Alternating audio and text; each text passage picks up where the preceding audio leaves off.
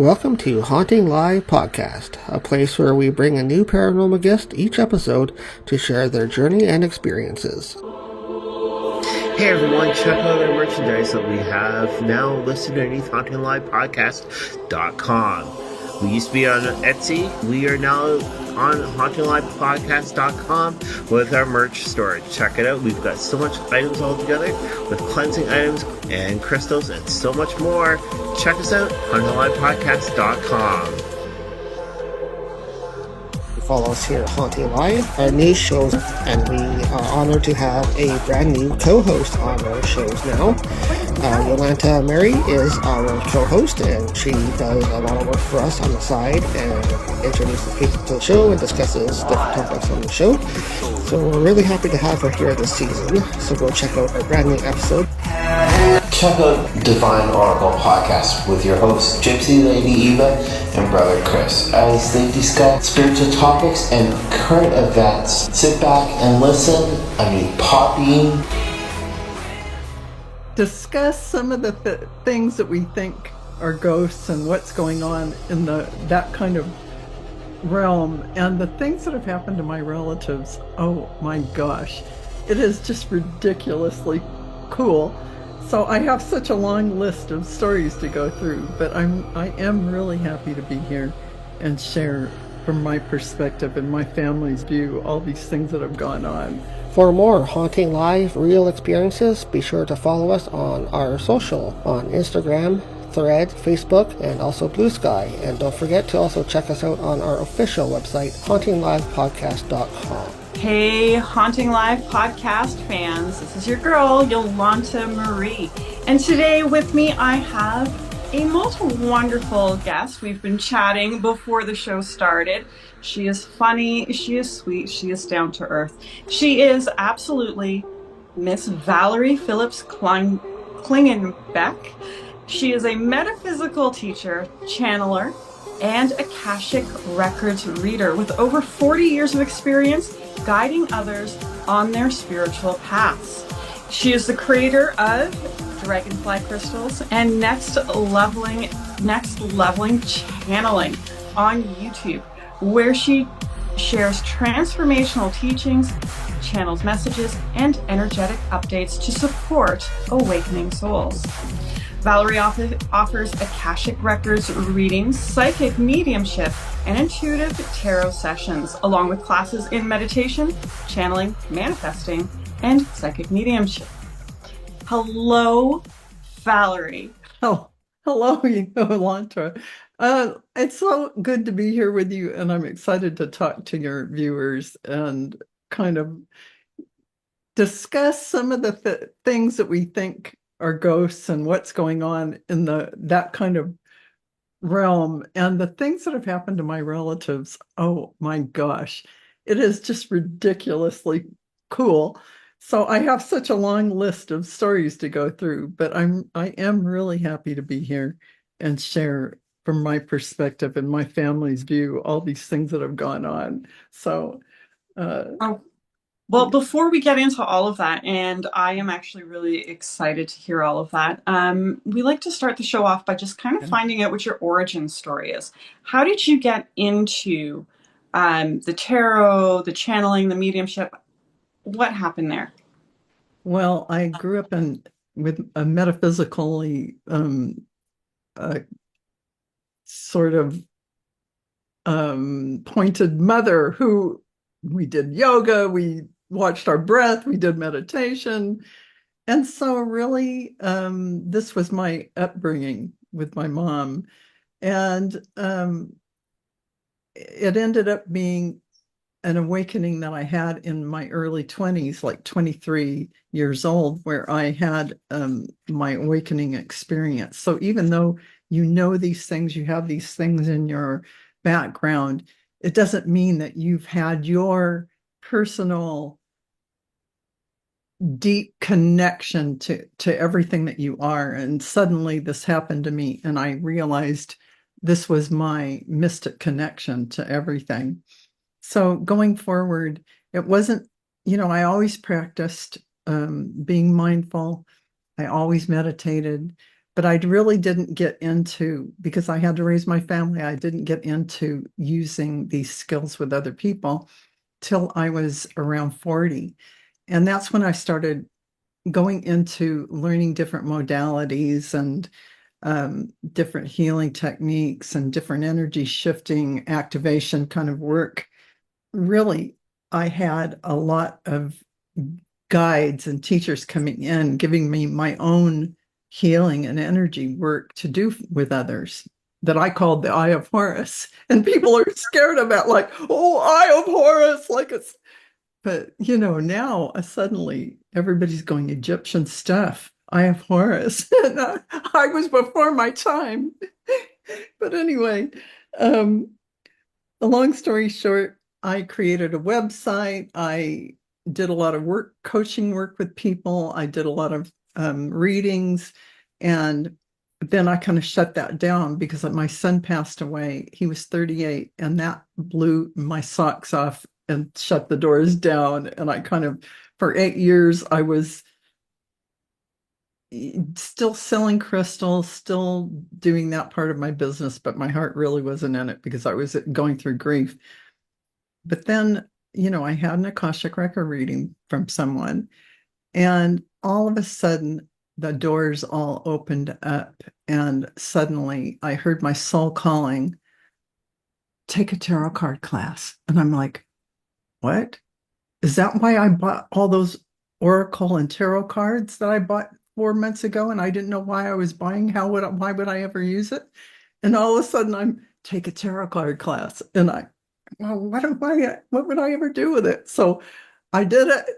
And then all of a sudden I get this soul calling. And the difference between a soul calling and your ego mind, I didn't sit out and plan anything out. I just had this inner prompting. And I started a YouTube channel. Why would I start a YouTube channel? But, it was really to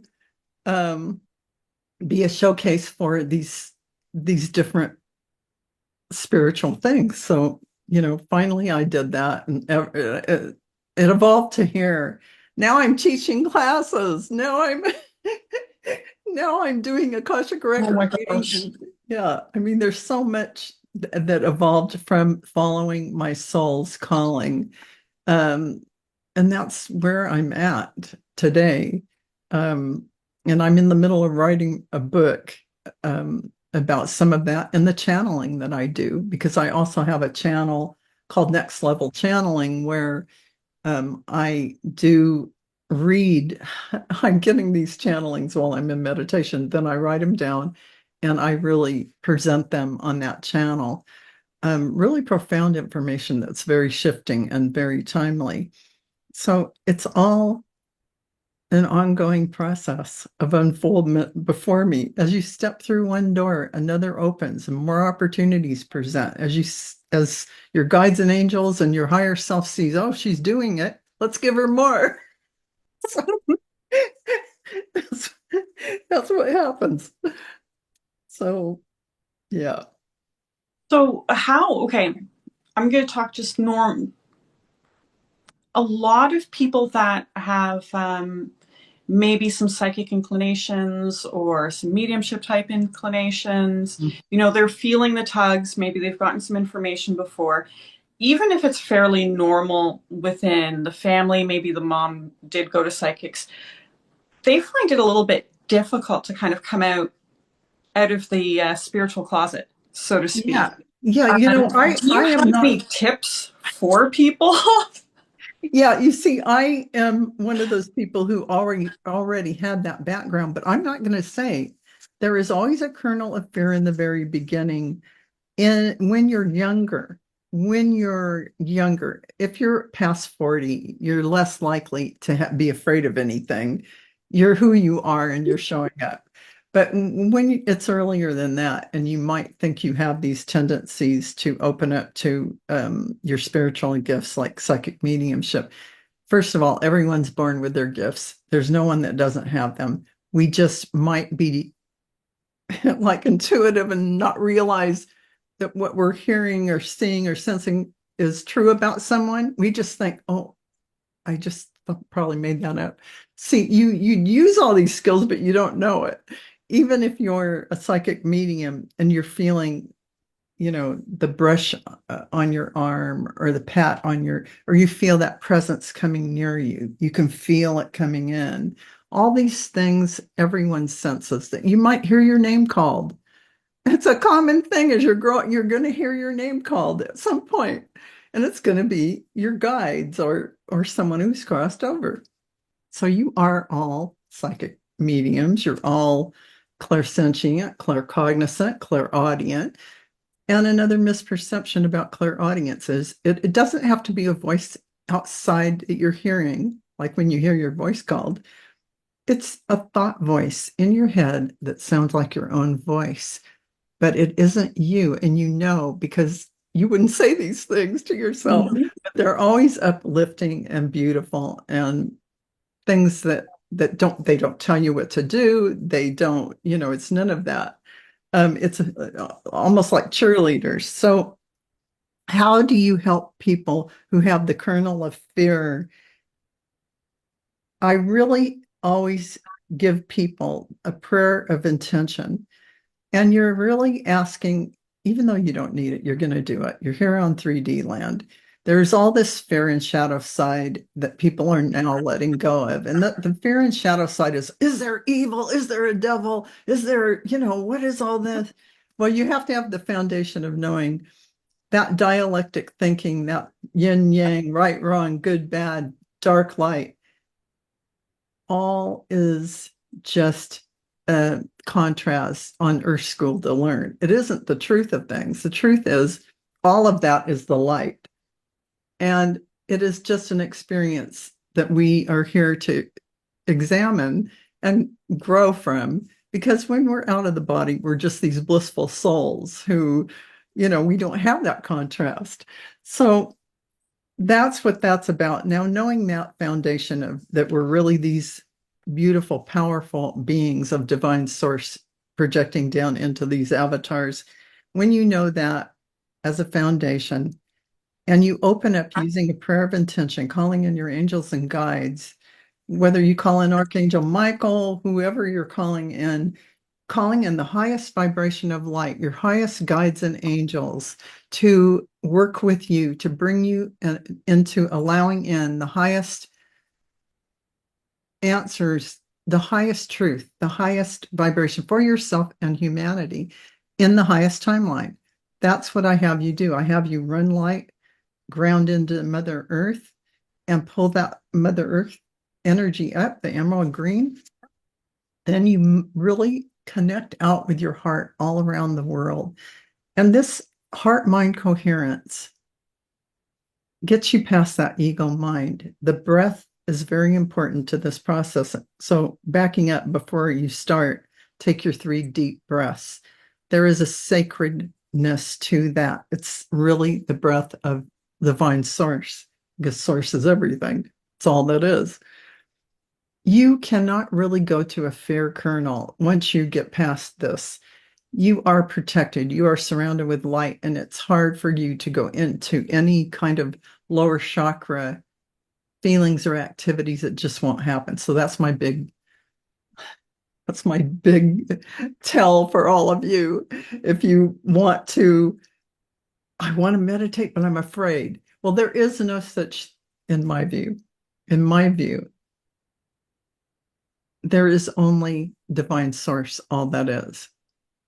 No matter how many ways we like to show ourselves an illusion of it, an illusion here to learn different things, the real truth is we are the light. It's full, it's divine love, it's unity, it's oneness, it's connection.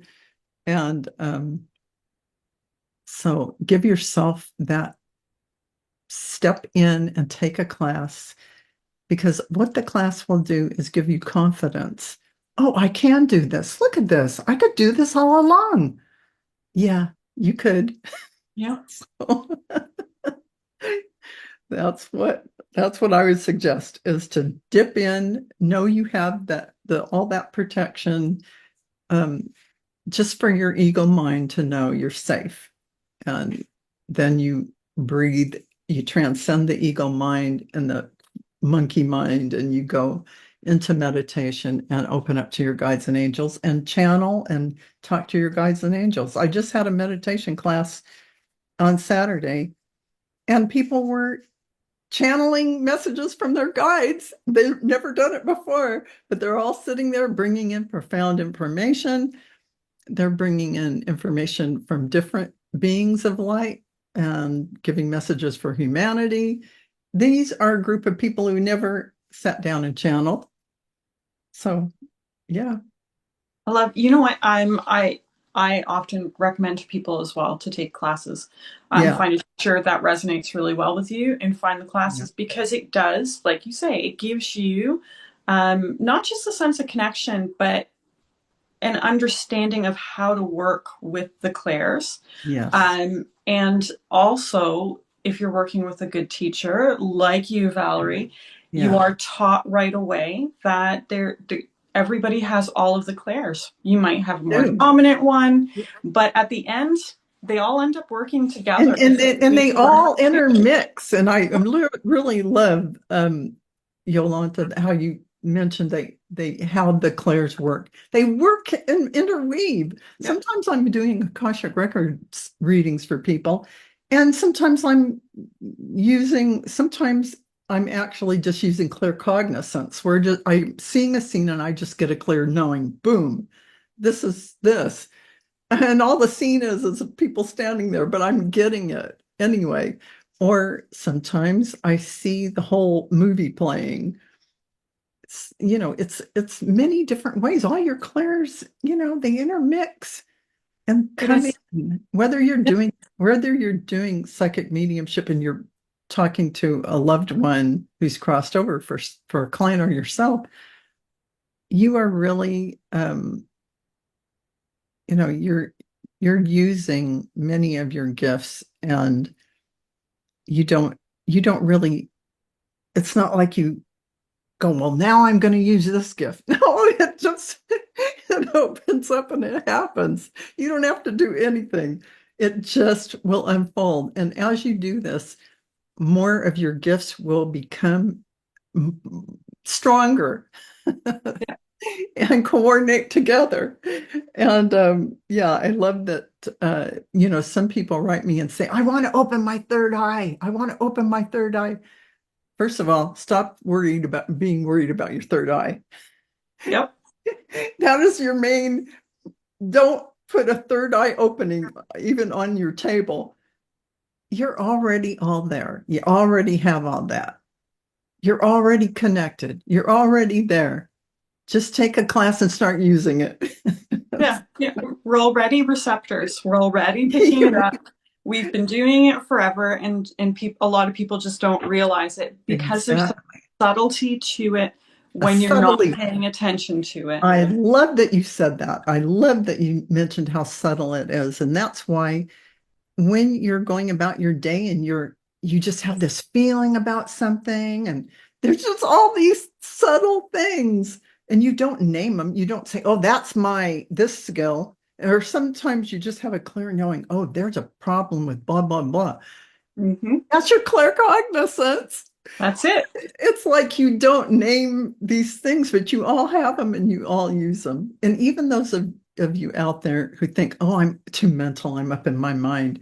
No, nonsense. You have them. You have all the clairs, you use them all. So yeah, it is it's subtle and you don't realize it. Or maybe you don't trust it in the way that you think you have. Oh, look at me, I'm claircognizant.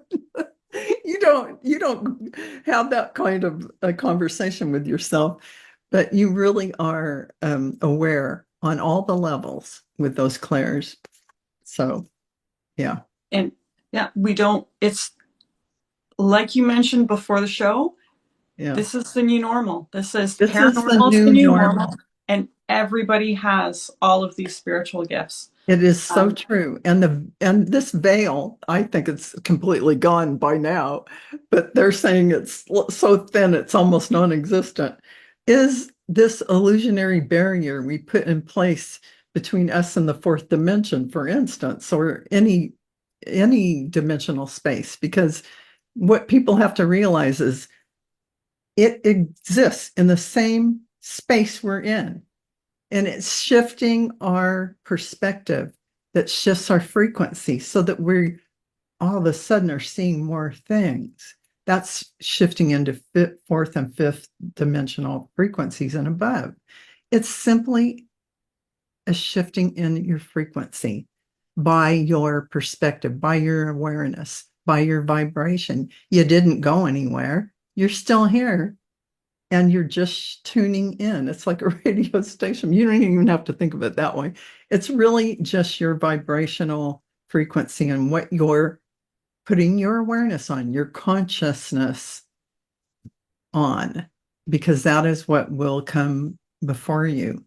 Because you're really projecting out there what it is your next now moment is going to be. So, yeah. So I was taught when I first started doing mediumship that it's basically it's great to look at it as frequencies on a radio dial. So the old-fashioned radio dials. Yes. So what you're basically saying is that the base frequency is just shifted just enough where we don't need to shift all too much to pop into some of these other higher frequencies. You just gave me the chills. You nailed it. You're absolutely right. That is absolutely correct. And it's just going to be more and more intense, and all these things are opening up for everyone. It can't not, because what's happening is more and more of our truth, more and more of who we really are. Our soul's light is coming into our bodies. So we are the ones we've been waiting for. That saying is so true. We are the ones who are becoming, anointed with our soul light. Call it that if you want to go ceremonial. We are accepting in our divine source light, our energy, all the way into our bodies, our soul light, which no one has ever done except the masters on earth. And so we're this great graduating class that can do this. And this is happening for everyone. And call it an initiation into the cosmic Christ light or Buddha light or whatever, unity light, source light, whatever you want to call it by. It is happening to everyone, where you will feel that oneness with all that is. And it will expand over time, but you'll have glimpses of it where you feel that bliss and that euphoria and that feeling of being connected to everything, and you see yourself in everyone. So this is happening, folks. It's real. And we still need some of that contrast.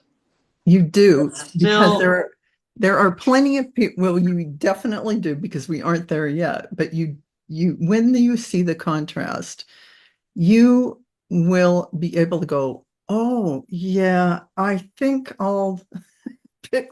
It's not like you want to pick yin or yang, good or bad, right or wrong. You really want to stay neutral. Why? Because it polarizes you to pick a side, to pick a type, what you really want to do is stay in the center and not get into the 3D at all, and just stay in divine love and in that true soul essence that you are. That means you're outside of the 3D matrix, and you're really in your soul's light. That allows you not to get pulled into getting triggered over things, getting excited about the 3D drama. That is illusional and is only here. It's brief. It's not going to exist for, everything that you're seeing going on, the chaos in the world and the autocracy is not going to continue. It's a cycle that's ending.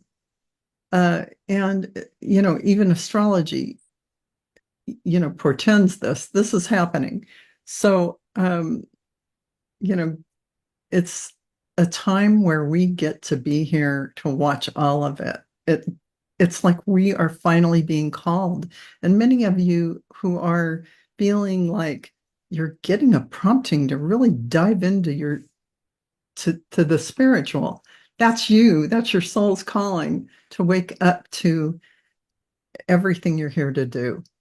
So And some of you are not going to be running around the world teaching people. Some of you are just activating people by your soul light, just by being in the room with them. So, yeah, this is all an individual basis, but everyone is needed. Yes, I agree. Everybody is needed. And I do want to just emphasize a little bit what you had just said there. A Yeah. lot of people that I've spoken to, when we talk about psychic work, they're wondering, why haven't I done something grand? Why am I not doing something big?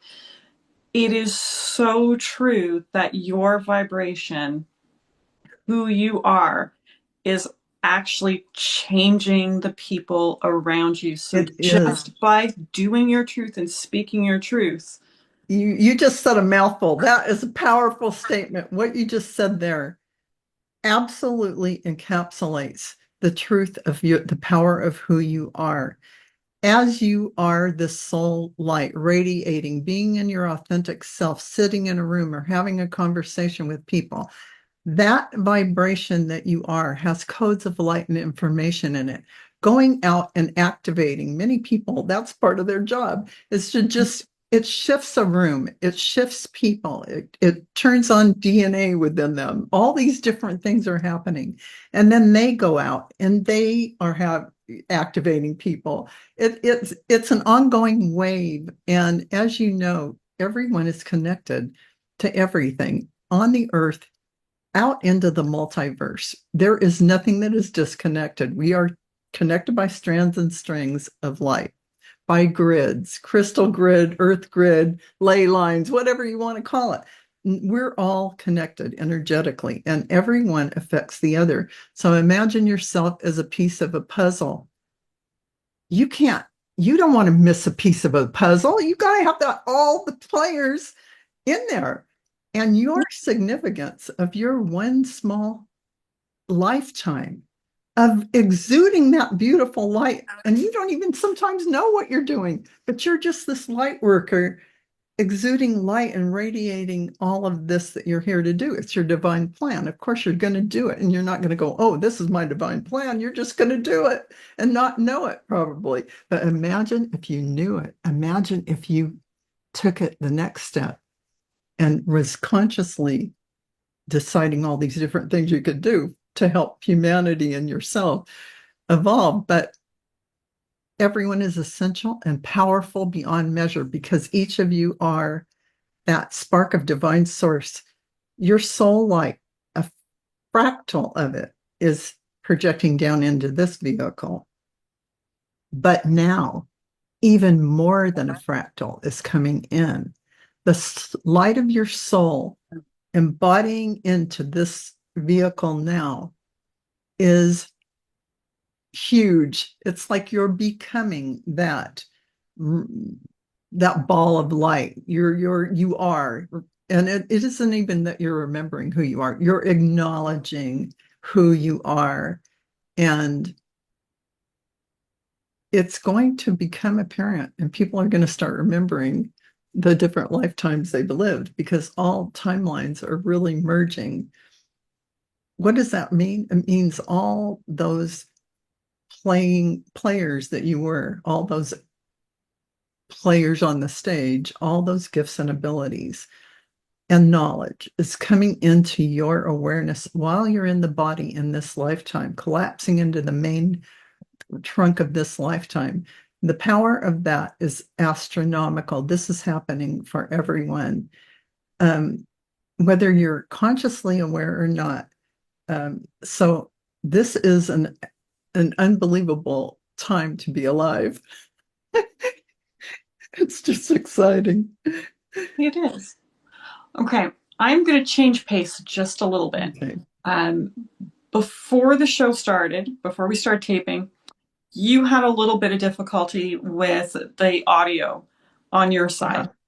Yeah. Shortly after we started recording, my laptop turned off, my light turned off, I couldn't log back and I couldn't get stuff on.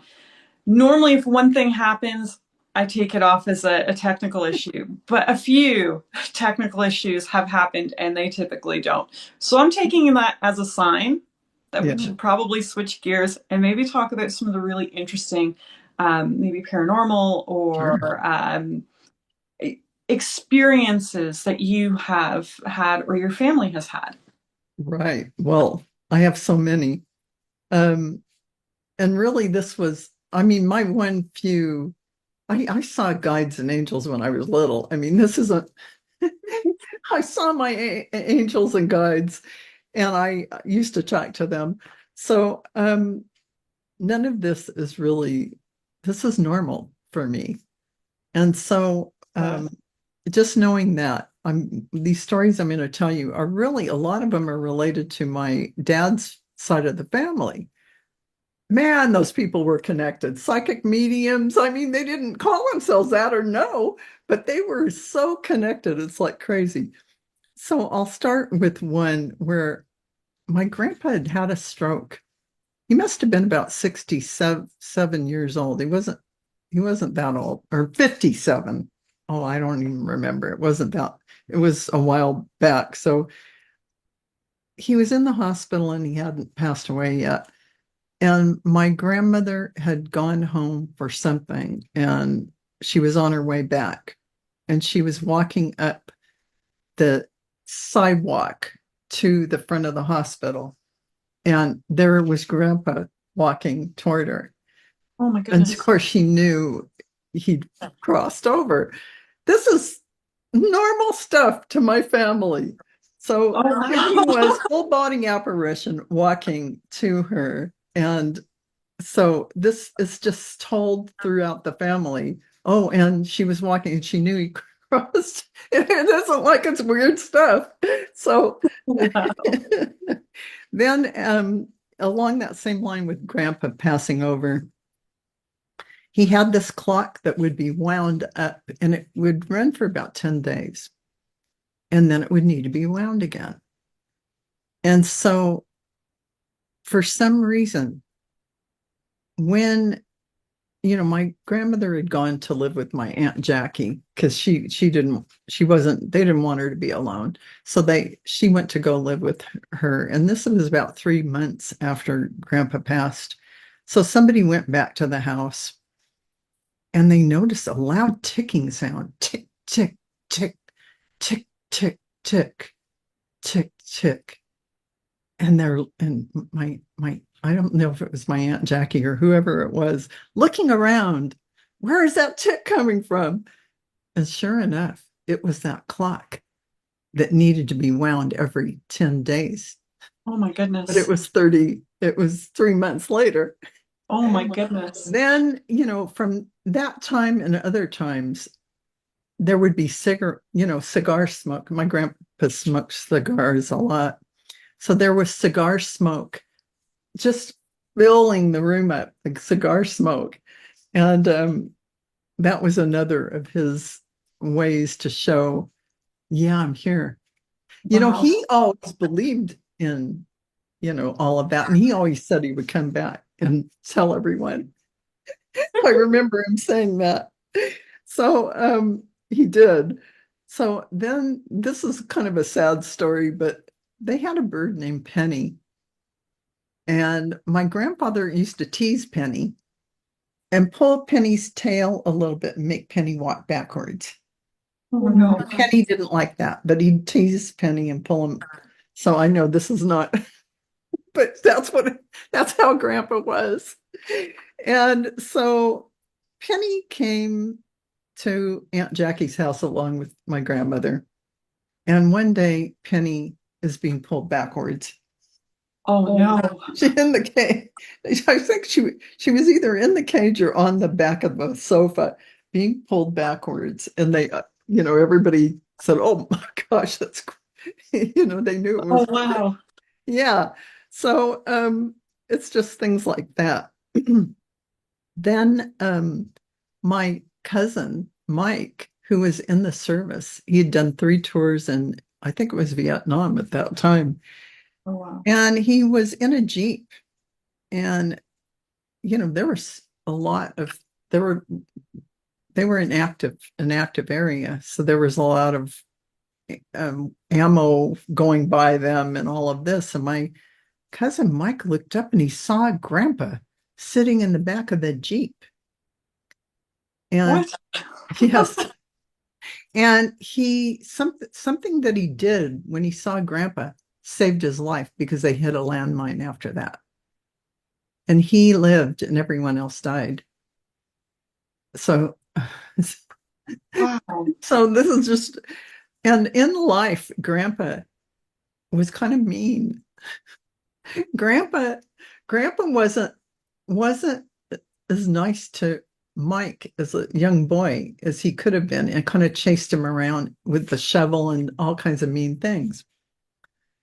And here he was saving his life when he crossed over to the other side. Just for a contrast, I'm going to show you that when you're on the other side, your personality, all the things you came in to learn, the things you signed up for, you've done that. You're now in your blissful state again.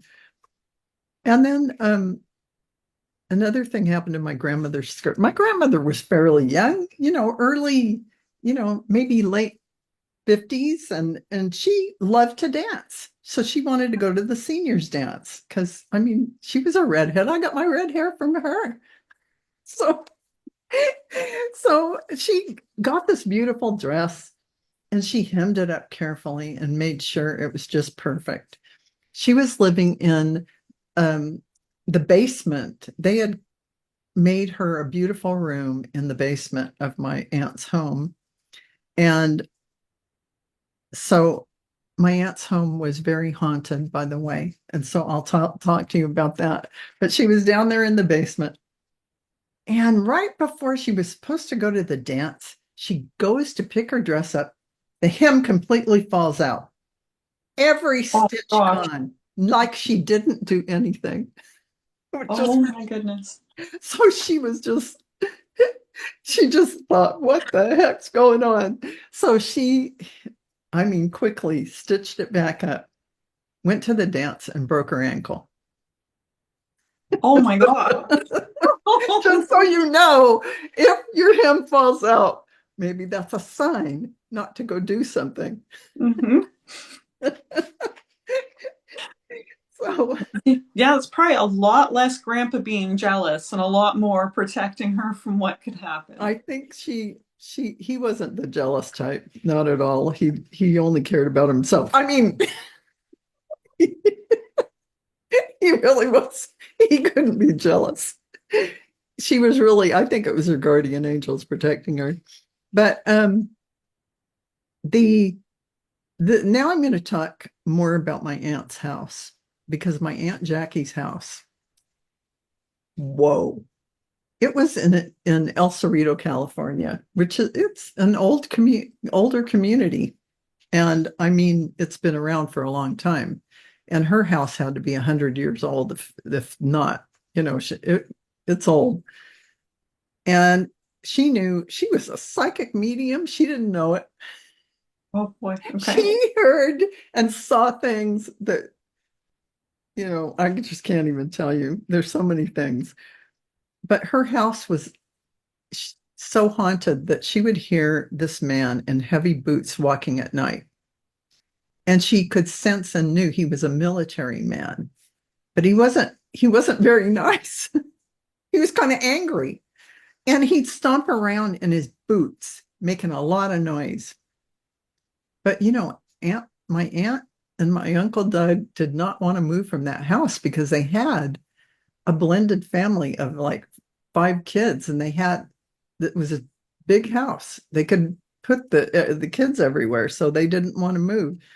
And all of this, you could feel the creepy energy in the basement, by the way. But she would see all kinds of things all the time.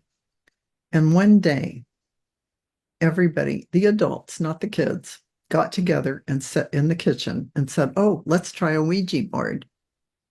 Oh my. Okay. A terrible mistake.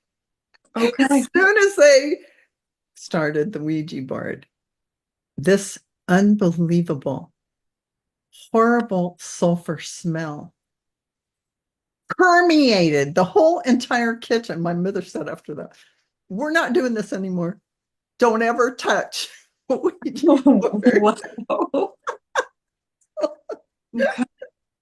So it was like a rotten egg smell, of course. So that was the end of the Ouija board experiment or experience. Then my aunt was sitting on her sofa one day. It was about 6 months after Grandpa passed, so we don't know what this was about, but it could have been Grandpa. She had a plant, an ivy, sitting right by the couch arm, so it was standing up on a table. And pretty soon that ivy started crawling around her arm, winding around her arm. It's just one of those, oh, the ivy's winding around. Yeah, this was normal stuff.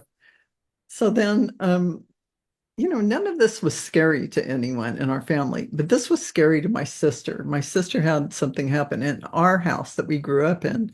But honestly, I never felt the presence of anything in that house, and I never saw anything. But my sister was up very late at night.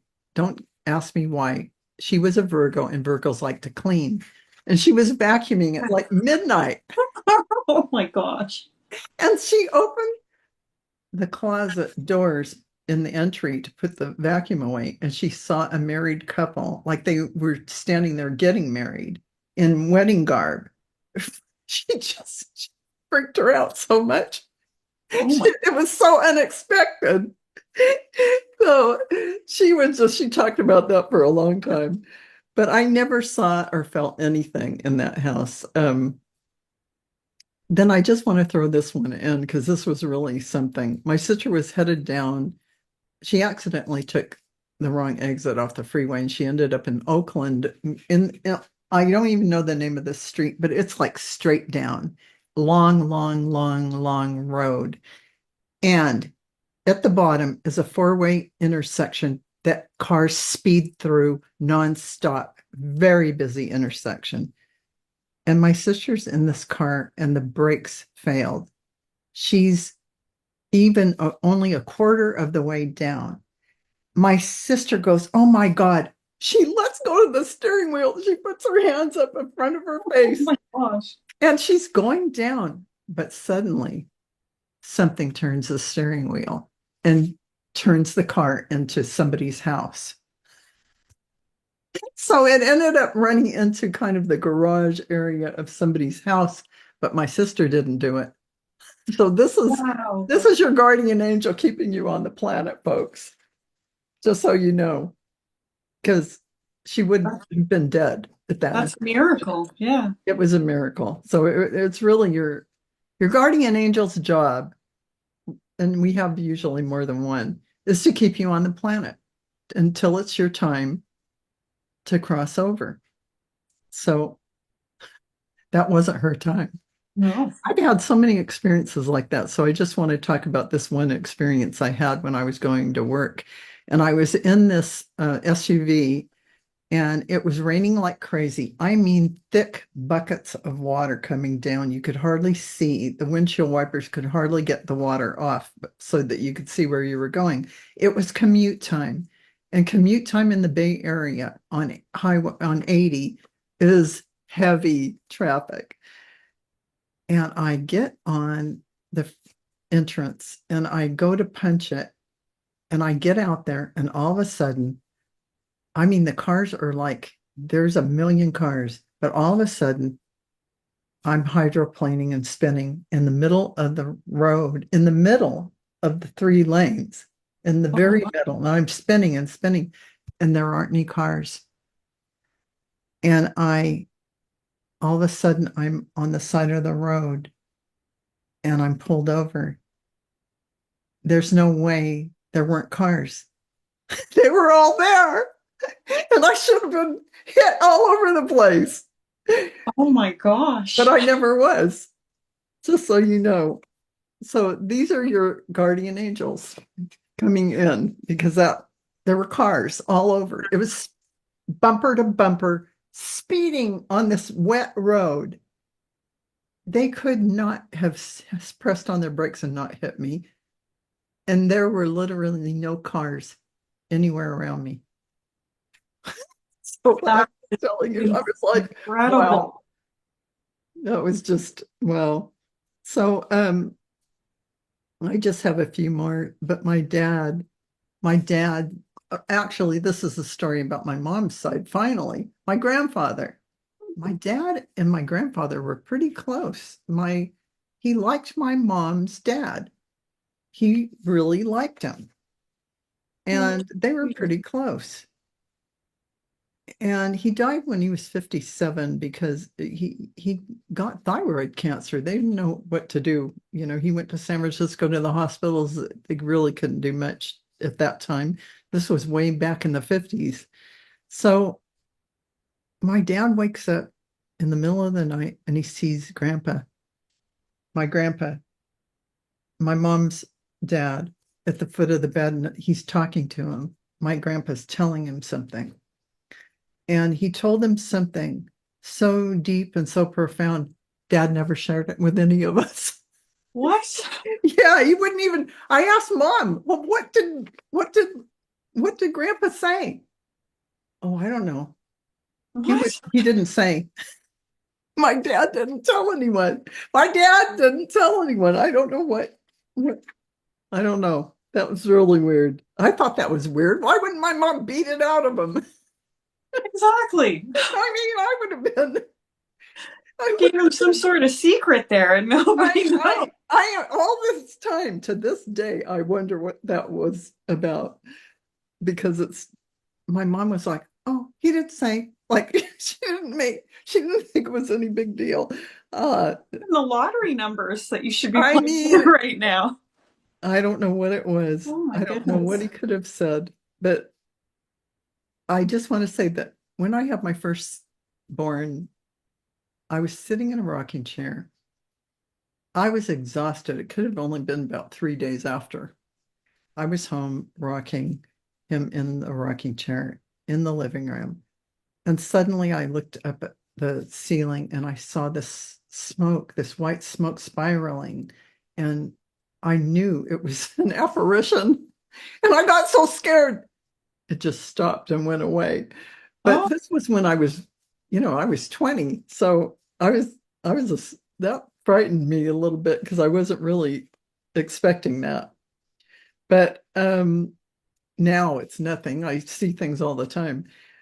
But then, when I mentioned that my son, that same son, when he was 38, he crossed over from a pulmonary embolism. And I said to him one day, I said, Brian,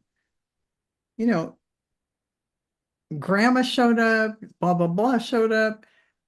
Could you come and give me a full body apparition or blah, blah, blah. And no more than 2 days later, I'm coming out of a room and he's standing there right in the doorway, in full Technicolor, only I am this close and I'm about to walk. I walked right through him, but I saw him in that instant. He was tall and he came in that same form, in that tall form. So I'm looking at him in his normal attire. I could see the clothes specifically that he had on that he would normally wear. And so I just had to thank him. But if I only could have stopped and held myself back and looked a bit longer, but it didn't work out that way. And let's see, the last thing that I have is when my mom crossed over, she was, of course, metaphysically inclined, and that was her normal mindset. She, of course, would come back. The TV started turning on and off. My CD player would turn on and off, and music would start. The lights would go on and off. I can't even remember all the things. Finally, after a couple of weeks of this, because I finally said, Mom, thank you for showing up. I got it. You're okay. Thank you. And it stopped. Oh, wow. I mean, some more confirmation. That's what it was. And then it stopped right then. So, I mean, these things are normal, because what is someone who's crossed over or transitioned to another dimensional space and time?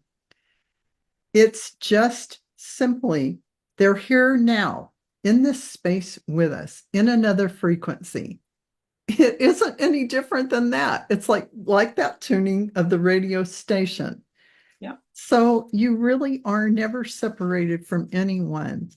We do feel the loss in these bodies when someone crosses over because we can't physically hold them, and we have to do some form of letting them go in the form we knew them, in the form we held them. That creates that grief that you'll never see them in that way again. But then later, when that subsides, you see them all the time. Yeah. Or you can. So it's not bad. So yeah, that's it. Those are my stories.